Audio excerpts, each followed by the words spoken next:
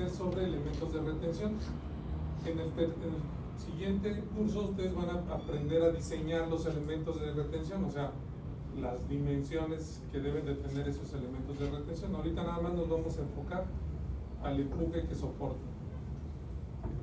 En la actual ingeniería se usan generalmente dos tipos de elementos de soporte, los rígidos y los flexibles. Los primeros se dan denominados aquí genéricamente muros y los segundos tablestacas. Los muros se construyen generalmente de mampostería o de concreto simple o reforzado. Las tablestacas suelen ser de acero. Aparte se dará atención al estudio de ademes de madera o metálicos en cortes y excavaciones. Un muro diseñado con el propósito de mantener una diferencia en niveles del suelo de sus dos lados se llama de retención. La tierra que produce el mayor nivel se llama de relleno y es el elemento generador de presión. Este tipo de muros constituye un muy importante grupo de elementos de soporte. En la figura 4.1 se ilustra la nomenclatura usual en muros de retención y los principales usos de estos. El primer intento para calcular la presión de tierra sobre elementos de soporte con metodología científica fue realizado por Charles A. Coulomb sobre la hipótesis de que la tierra es incompresible, que su deformación antes de la falla es despreciable y que la falla ocurre a lo largo de superficies planas de deslizamiento. La resistencia al esfuerzo cortante del suelo fue naturalmente interpretada por Coulomb por medio de su propia ecuación. Esta ya la vimos. La resistencia al esfuerzo cortante es igual a la ecuación más sigma, que es el esfuerzo normal sobre la superficie de falla por tangente. Las teorías y métodos de cálculo expuestos por Coulomb atrajeron gran atención de parte de todos los ingenieros, cuyas prácticas hasta entonces ciegamente empíricas frecuentemente culminaban en fracasos, y desde entonces su influencia ha sido notoria en el campo teórico, inclusive hasta nuestros días. De hecho, puede decirse que desde la época en que las ideas de Coulomb fueron publicadas, las concepciones de los ingenieros sobre los fenómenos de presión de tierra no sufrieron variación apreciable, hasta hace algunos años, en que avances generales de mecánica de suelos introdujeron ideas nuevas en este campo específico. Pues vamos a ver primero la nomenclatura de lo que representa los muros de retención. Primero pues tenemos el muro propiamente, la corona, la espalda, el frente, el relleno, otra superficie de terreno donde queda cimentado el muro de retención.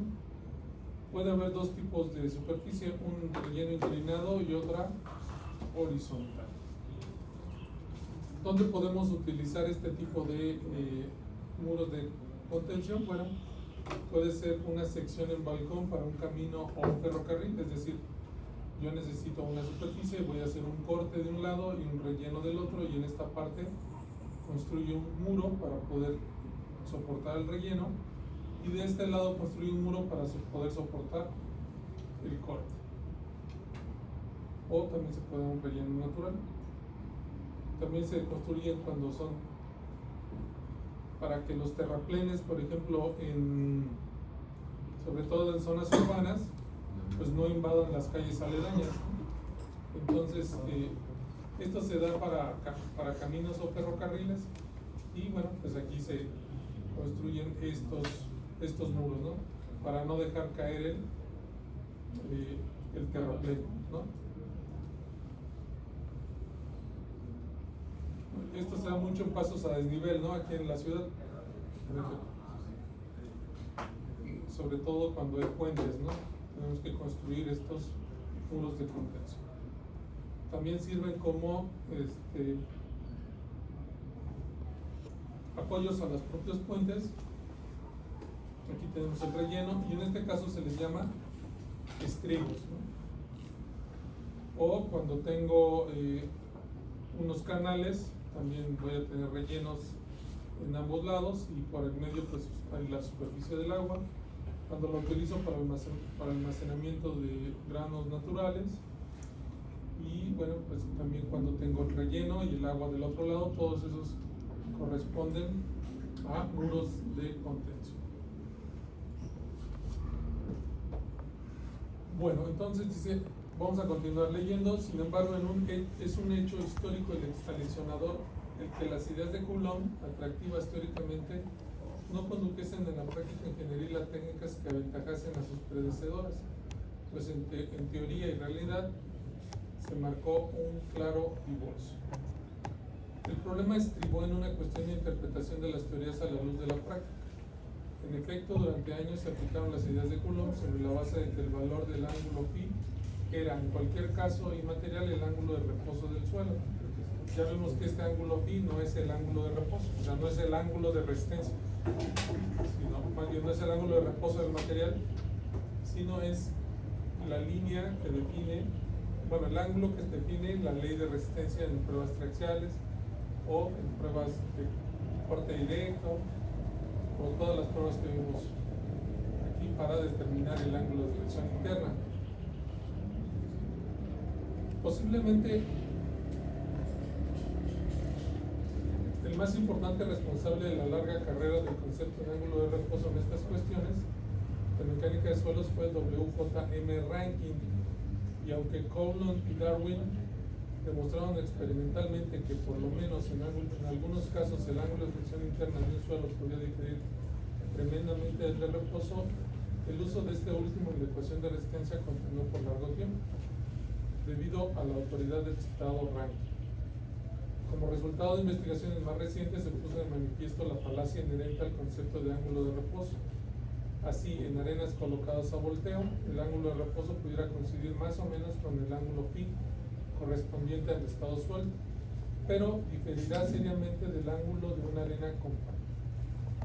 En arcillas, un criterio ciego puede llevar a decir, a la vista de un pequeño corte casi vertical en equilibrio, que phi, interpretado como ángulo de reposo, tuviese valores cercanos a los 90 grados, lo cual a todas luces conducirá a resultados absolutamente erróneos. En cualquier aplicación práctica en que la resistencia de la arcilla se interpreta a partir de tal dato, huelga decir que la interpretación que hoy se da al concepto de ángulo de fricción interna coincide con la expuesta en el capítulo correspondiente a la resistencia al esfuerzo cortante en suelos, incluido en el primer volumen de esta obra. Es lo que vimos. El ángulo de fricción interna se determina a través de pruebas de laboratorio. Con la interpretación actual en lo referente a parámetros de resistencia, muchas de las teorías de presión de tierra clásicas permanecen hoy en la aplicación de mecánica de suelos a los problemas prácticos. Así es frecuente en la actualidad ver estructuras de soporte que han sido diseñadas a partir de teorías expuestas por Rankine y Coulomb. Tales teorías, según tendrá ocasión de discutirse, distan de ser óptimas y están afectadas por hipótesis que están lejos de representar un ideal de perfección, en lo que se refiere al acercamiento con la realidad. Pero en muchos casos son las de más fácil aplicación y su manejo en principio resulta animador para los ingenieros, en el sentido de que parecen no exigir un criterio de especialista muy desarrollado. Esta sensación común, por otra parte, a todas las teorías ingenieriles cuyo desarrollo matemático sea más o menos completo, es en muchos casos engañoso y representa un peligro práctico. Todo indica que no está lejano el día en que el crecimiento de la mecánica de suelos permita el abandono de las teorías de Rankine o de Coulomb y su sustitución por otras teóricamente más satisfactorias. Sin embargo, tal día probablemente aún no ha llegado y la investigación completa que hoy se realiza sobre el tema aún no han producido teorías de uso universal y de desarrollo académicamente adecuado para el nivel de la enseñanza. Por ello, en lo que sigue se encontrarán muchas ideas y estudios clásicos, aunque se procurará dar alguna limitación respecto a la dirección de los avances del tema. Ok, bueno, este es como una introducción a todo el tema de por qué es importante y cuáles son las teorías prevalecientes en el cálculo de muros de contención. Ahora, ¿cuáles son las fuerzas que intervienen en el cálculo del muro de contención? Las voy a mencionar, ya no voy a leerlas. Aquí les voy a dejar una tarea que ustedes hagan un resumen de este capítulo, sobre todo en la parte teórica, no en todo lo que viene aquí. ¿Qué página es, profe? Bueno, lo van a hacer desde todo el capítulo 4. Capítulo 4. todo el capítulo 4. ¿El capítulo 4? Pues ahí viene, ¿no? Capítulo 4. Mecánica de suelos como después del rodillo. Primera página 69. Bueno, voy a seguir. ¿Cuáles son las fuerzas? Ya no me voy a detener mucho, ¿no? O sea, nada más voy a mencionar las fuerzas que intervienen en el cálculo. Primero es el peso propio del muro, creo que no hay dudas. La presión del relleno contra el respaldo del muro, con su correspondiente intensidad de distribución, tampoco hay duda. La componente normal de las presiones en la cimentación, o sea, esta que está hacia arriba, ¿se ve? La que va hacia arriba, la componente normal. La componente horizontal de las presiones de la cimentación, o sea, hay fuerzas de empuje sobre el muro y entonces el muro va a tener a deslizarse por el empuje producido por el relleno, eso es obvio. Ese sería otro componente. La presión de tierra contra el frente del muro. Si yo el muro lo cimento por abajo del terreno natural, aquí va a haber otra componente que va a evitar que esto se mueva, ¿no? Y esta es la presión de tierra al frente del muro. Las fuerzas del puente, o sea, fuerzas del puente, si yo voy a utilizar el muro como un apoyo de un puente, entonces a eso se refiere. Las sobrecargas actuantes sobre el relleno, o sea, si está el relleno y yo todavía, a lo mejor sobre el relleno voy a construir algún otro elemento, alguna otra estructura, un camino, una fábrica, un edificio, Una casa. lo que sea, esas sobrecargas también deben de actuar. Las fuerzas de filtración y otras debido al agua, también. Las supresiones, o sea, los empujes producidos por el agua, si el agua está, si el muro está, una parte del muro está bajo agua, abajo va a haber fuerzas de supresión hacia arriba. La vibración, por ejemplo, ya dijimos que son producidas por el tráfico, por el tren, ¿no? También los muros llegan a fallar por esa vibración. El impacto de fuerzas, como el movimiento de vehículos y otras, pueden producir impacto sobre el relleno en el muro. Los temblores, obviamente, los sismos, la acción de las heladas, las expansiones debido a cambios de humedad en el relleno, entre otras, ¿no? Bueno, hasta acá todo eso, pues, son las fuerzas que intervienen en el diseño o en el cálculo del empuje, bueno, en el diseño general del muro de contención. Vamos a diseñar muros. El diseño, o sea, lo que dijimos. Es que en el siguiente curso era diseñar. Ah, es que esto estaba así.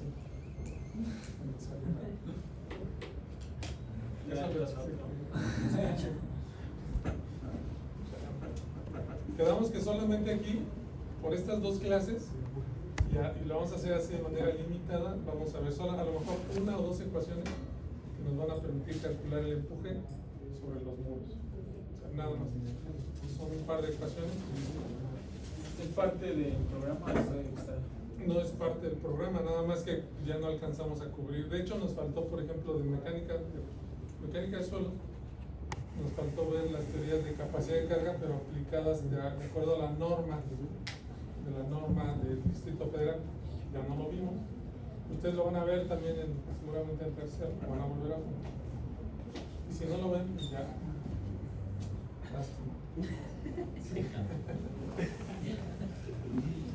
Depende con quién lo tomen, ¿no? O sea, o, bueno, no sé si el próximo semestre o hasta el otro. Ya, con usted, ¿no? Es que no da mecánica de suelo.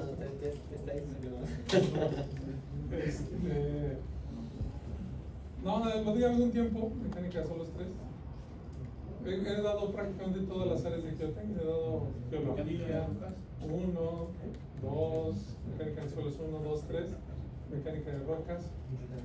Ya ahorita doy taller de geotecnia. ¿Cimentaciones? Cimentaciones no he dado, que creo que sí me va a tocar ya las cimentaciones. Y en posgrado doy matemáticas para los de que hacen propedéutico. Ahí no los. Entonces, si todavía me quieren dar más, no, ya. Más grupos. Pero sí, yo daba mecánicas nuestras. Y ahí se abordan cimentaciones compensadas, cimentaciones con pilotes. ¿Y en Meca 3? Meca 3 y elementos de retención que son tablestacas, diseño de muros de contención, rígidos y flexibles. Tablestacas. Entonces, Hasta en todo caso son como muros de contención, pero sí son flexibles, ¿Turbos? son muros pero delgaditos, pues, trabajan de manera distinta. Sí, de cuáles son como que se empodran, ¿no? se empodran en el terreno. ¿Qué son las tablestacas? Bueno, a ver, entonces vamos a seguir. Estados plásticos de equilibrio, la teoría de Rankine en suelos friccionantes. Vamos a partir de lo siguiente, no voy a leer. Vamos a pensar que el peso, más bien el esfuerzo, nosotros siempre lo llamamos como sigma, pero aquí lo pone P índice B, es igual al peso volumétrico por Z. ¿Ok? Así calculamos el esfuerzo vertical en este punto, peso volumétrico por Z. Y Z es la profundidad. Ah. Y este es el gamma, ¿no? Peso volumétrico. Esto sí lo voy a leer. Bajo esta presión vertical actuante, el elemento de suelo se presiona lateralmente, originándose un esfuerzo horizontal pH que, con base en la experiencia, se ha aceptado como directamente proporcional al esfuerzo vertical. El esfuerzo horizontal es K0 por gamma por Z. ¿Se acuerdan que este K0 también se mencionó en el video? Y bueno, ahí decía que le creíamos que era palabra de Dios. Punto 5. ¿Sí se acuerdan? Este punto 5. Bueno, a esto se le llama la constante de proporcionalidad entre el esfuerzo vertical y el esfuerzo horizontal. Se le denomina coeficiente de presión de tierra en reposo. Y sus valores han sido obtenidos experimentalmente en laboratorio y en el campo. Coeficiente de Coeficiente de presión de tierras en reposo es el K0. Sí. Observándose que para suelos granulares sin finos oscila entre 0.4 y 0.8. El primer valor corresponde a arenas sueltas y el segundo a arenas intensamente apisonadas. Una arena natural compacta suele tener un K0 del orden de 0.5. Palabra de Dios. Si se representa en el diagrama de Moore el círculo correspondiente al estado de esfuerzos descrito para el elemento mencionado, se obtendrá el círculo tal como uno que evidentemente no es de falla. Es decir, a ver, otra vez me voy a mi diagrama o en estado de esfuerzos. Acuérdense que aquí es donde tengo esfuerzo de corte y esfuerzos normales, ¿ok? Esfuerzos de corte y esfuerzos normales. Entonces, si el suelo en estado natural está en este círculo, en el 1, o sea, no está en un estado de falla, ¿estamos de acuerdo? Entonces, y el esfuerzo vertical sigma 3 es igual a K0 por gamma Z, y sigma 1 vale gamma por Z, aquí. No, sería el esfuerzo horizontal. El esfuerzo vertical sigma 3, que nosotros habíamos llamado, Ajá. y este era sigma 1, gamma por Z, ¿ok? Entonces, la teoría dice, hay dos formas de poder llevar este suelo a la falla. Una es disminuyendo los valores de presión horizontal, ¿estamos de acuerdo? O sea, si yo quiero llevar este círculo que no está en la falla, lo quiero llevar a esta línea de falla para un suelo granular, es decir, puramente granular, solamente existe el ángulo de fricción interna. Aquí no hay cohesión, solamente ángulo de fricción interna. Entonces, ¿cómo llevo este círculo a la falla? Bueno, si le quito sustento horizontal, es probable que llegue la falla. ¿Estamos de acuerdo? O sea, si disminuyo los esfuerzos horizontales, y entonces va a pasar a ser de K0, va a obtener un valor KA. A este KA se le va a llamar coeficiente de empuje activo de suelos. ¿Ok? Este K. La otra forma de poder llevar el suelo a la falla, a ver, pongan atención, es, voy a mantener ahora los verticales y voy a aumentar los horizontales hasta llevarlo a la falla. Entonces a este le voy a llamar KP gamma Z. ¿Estamos de acuerdo? ¿Cómo?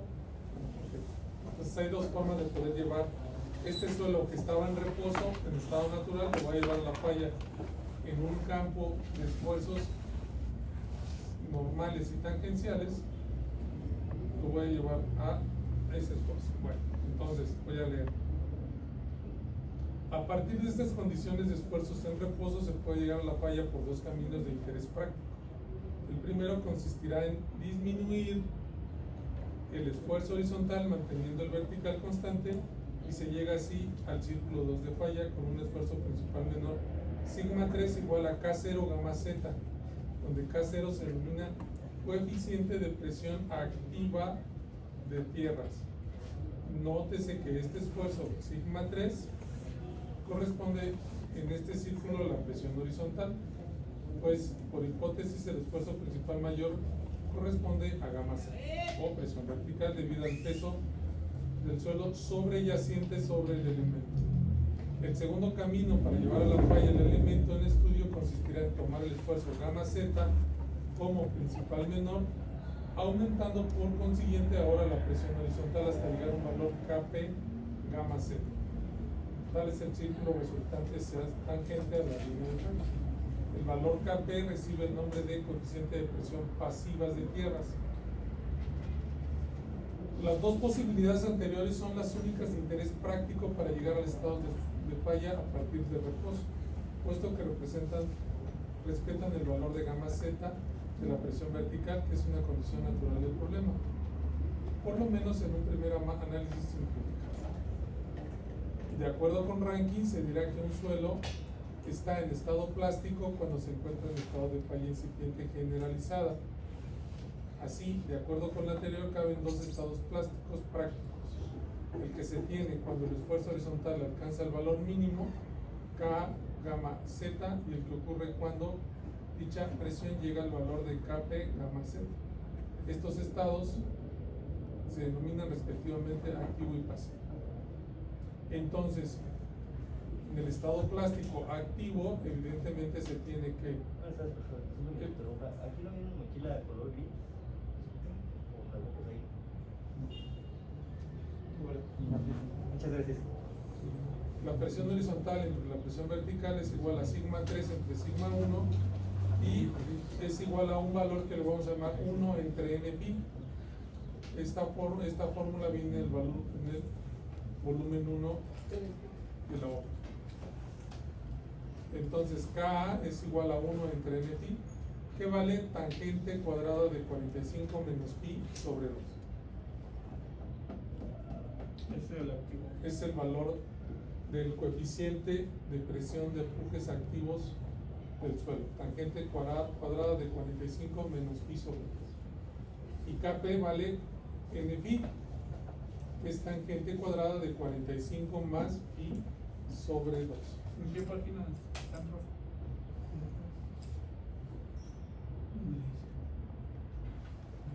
73. Ah, sí. Gracias.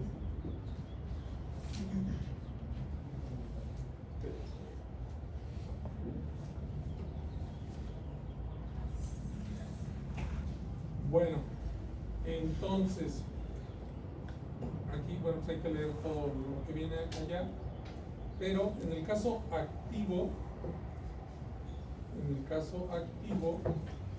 las líneas de falla, aquí es otro, no es el valor de K ¿Estamos de acuerdo? El valor de K es tangente cuadrada de 45 menos pi sobre 2 y Kp es 45 menos pi sobre 2. Bueno, cuando se presenta el estado activo, la falla regularmente vale 45 más pi sobre 2 y cuando es el pasivo, la falla, la línea de falla es 45 menos pi sobre 2. ¿Sí? Que son las líneas de fluencia en estado plástico. Bueno, entendiendo vamos a decir que ese concepto, este concepto de cómo llevo el suelo en estado natural a la falla y cómo aparecen los dos coeficientes, que es el activo y el pasivo, cuando lo entiendo de manera práctica, pues es más fácil luego entender las fórmulas para los empujes de suelos friccionantes y una hipótesis para su aplicación. Bueno, ok. Esta es la ecuación, esta que está aquí, la 4.7, representa la ecuación que nos va a permitir el cálculo de los empujes activos en el suelo. Entonces es un medio de K por gamma por H cuadrado. Así de fácil.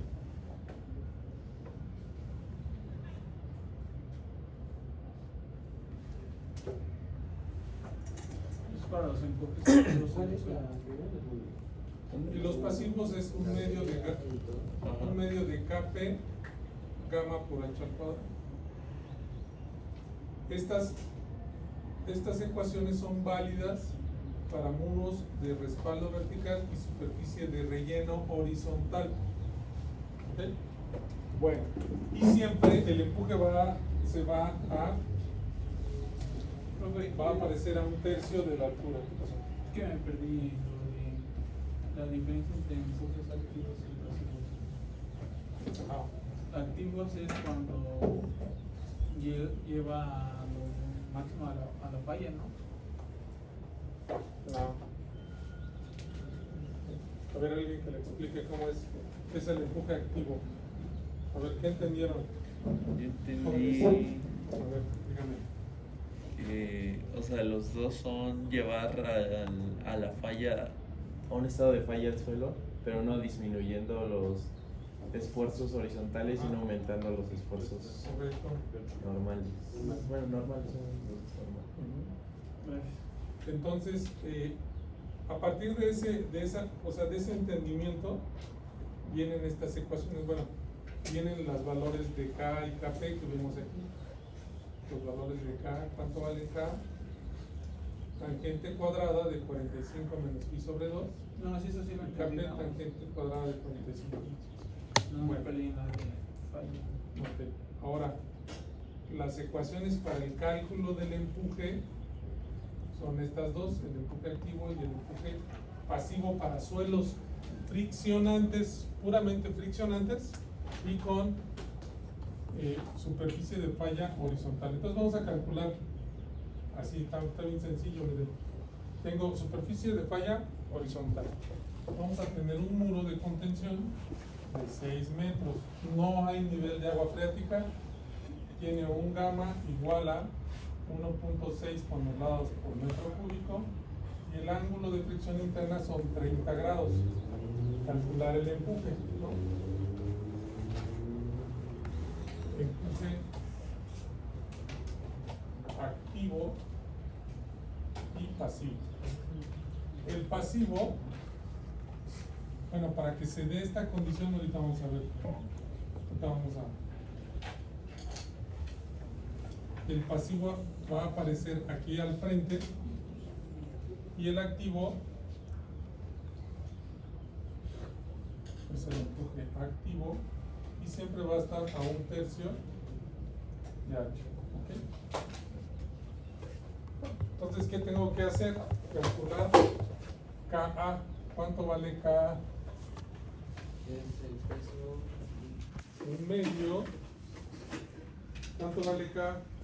Tangente cuadrada. de 45 grados menos pi sobre 2. Tangente cuadrada de 45 grados menos pi sobre 2. Sí, Entonces, eso no es en radianes.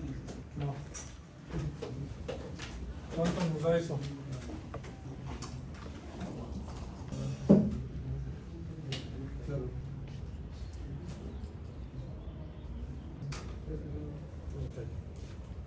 Pues ahora voy a calcular el empuje. Este es K y este es KP, pero ahora voy a calcular el empuje. ¿Cuánto vale el empuje? ¿El empuje activo o Los dos, bueno, el empuje pasivo, acuérdense que nada más es, Un medio. Aquí es un metro, ¿no? el empuje activo es igual a 1/2 de K, que vale 0.33 por gamma, que vale H mayúscula al cuadrado. 1.6 toneladas por metro cúbico por H al cuadrado. 6 al cuadrado. ¿Cuánto nos da eso? 2.40? 2.40. 3. Ah, no, perdón. 2.40. Estaba perdiendo ahí. Ok, entonces de este lado, a ver, ahorita vamos a ver qué es lo que dice el empuje pasivo. Entonces el empuje activo, o sea, la fuerza que va a soportar este muro del lado del relleno son 9.5 toneladas metro. Y del lado izquierdo es de 2.40 toneladas metro. ¿Estamos de acuerdo? ¿Sí? Sí. Bueno, a ver. Tiene que haber una condición para que se presente el empuje pasivo y el activo. Debe ser el mismo que ¿Vale? debe ser el mismo suelo ambos lados. Si es el mismo suelo a ambos lados.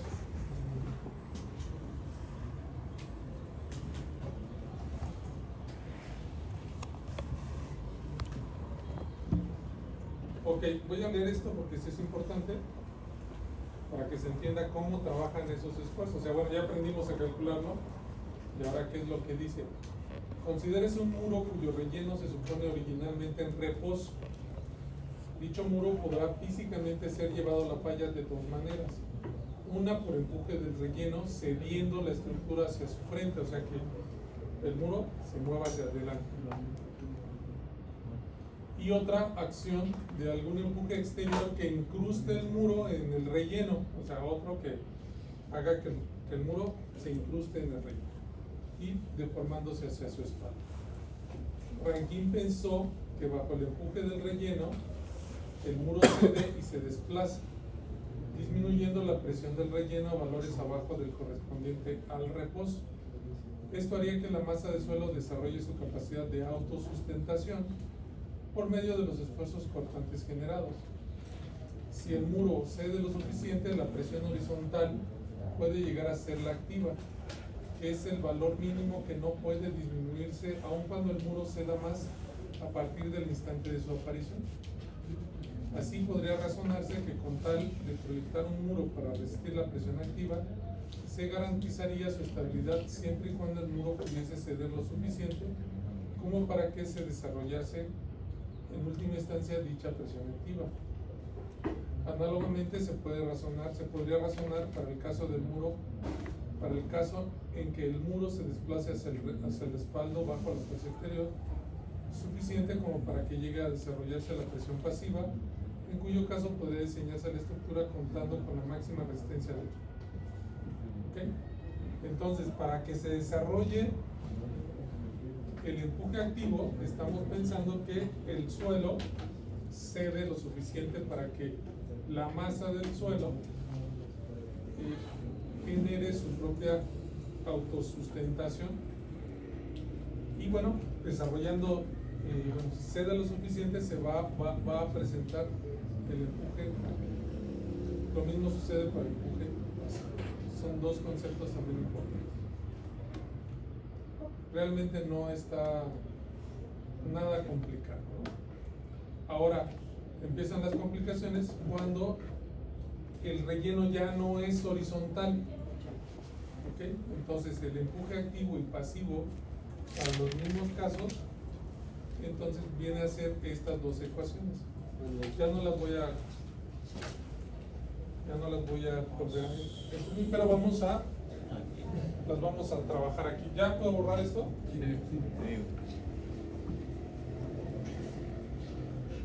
Entonces,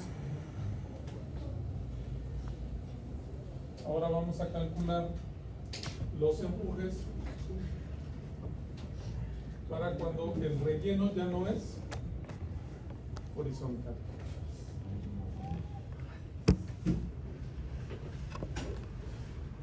Y tiene un ángulo B.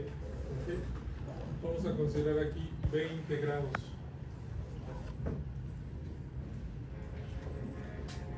¿Qué pasa? A ver, ¿quién está durmiendo?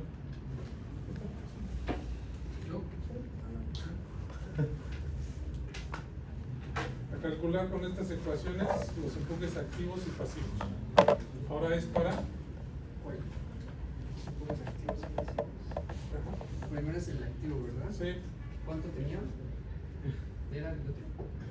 ¿Cuál otro? El de. Esta es la gama de aquí, Sí. ¿verdad? Sí, nada más sustituir los valores, ¿vale? Beta vale ahora 20 grados, ¿no?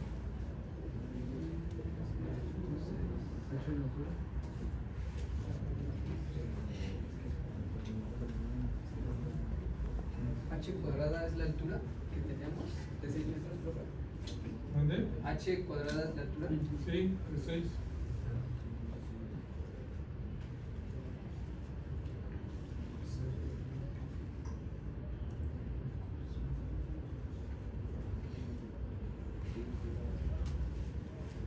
Beta es este valor, es el de 30 grados.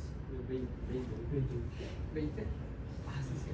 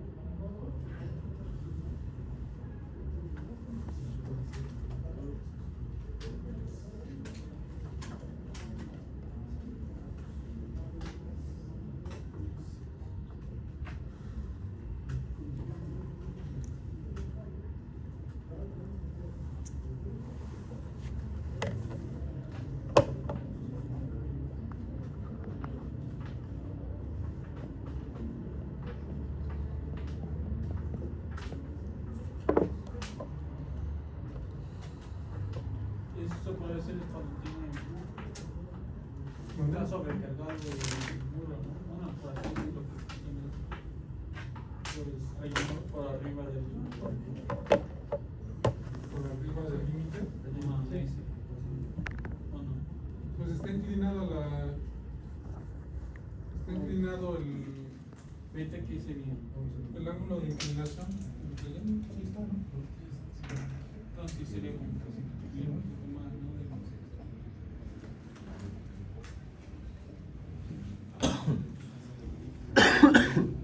Tal vez vemos una o dos ecuaciones más de empujes sobre elementos de realización.